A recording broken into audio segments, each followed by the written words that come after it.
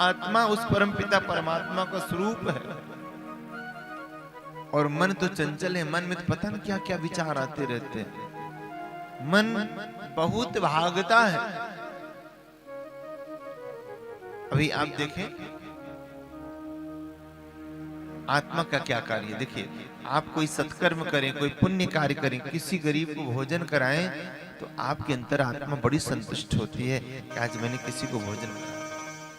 आप भागवत कथा सुने, अभी आपने व्यास भोजन किया, बड़ी फीलिंग अच्छी सी आई कि आज मैंने ये शुभ कार्य किया।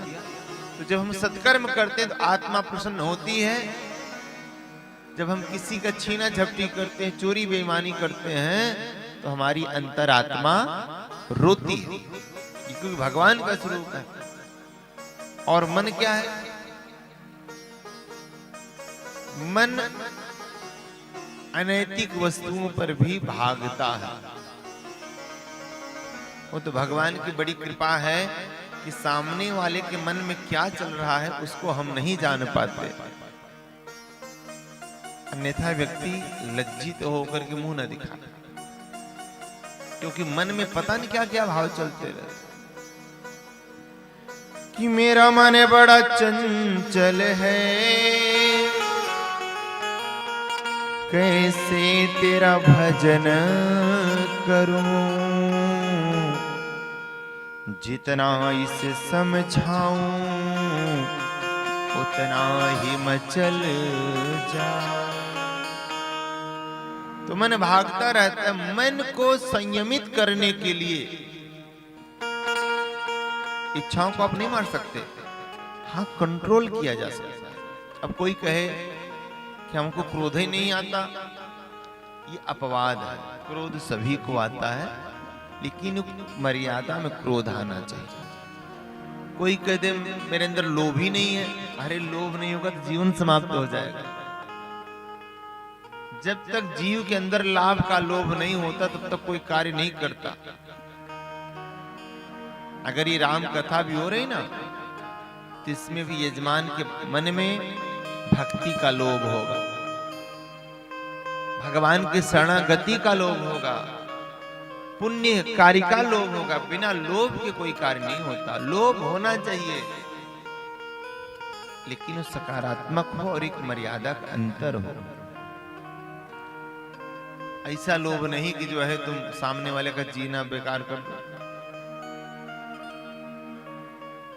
क्रोध की भी आवश्यकता है, लोभ की भी आवश्यकता है, काम की भी आवश्यकता है। अगर जीवन में काम नहीं होगा तो वंश वृद्धि कैसे होगी, ये प्रकृति कैसे चलेगी। तो संसार में काम की भी आवश्यकता है, लेकिन मर्यादा के अंतर्गत, मर्यादित।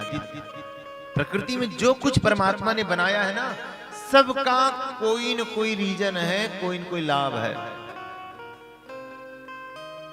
अरे आप लोग तो जानकार हैं, सांप, नाग देवता, जिनको लोग देख करके डर जाते हैं, लेकिन उस सर्प के विष को भी सकारात्मक तरीके से कैंसर की दवाई बनाई जाती है। वो दिया जाता है, डॉक्टर साहब क्या बोलते हैं उसे, थेरेपी कराते हैं ना, वो जो सांप के विष से वो होता है ना, हाँ हाँ, कीमोथेरेपी, कीमो जो बाल झड़ जाते हैं। वो अब देखिए कहां वो विष है और कहां वो जीवन देने का कार्य कर रहा है, कीमो। तो प्रकृति में जो कुछ है, अगर उसको हम सकारात्मक तरीके, अल्कोहल भी महाराज, मैंने सुना है सिरप बनता है उसमें पड़ता है। होम्योपैथिक की जितनी दवाइयां हैं बिना अल्कोहल के ही नहीं।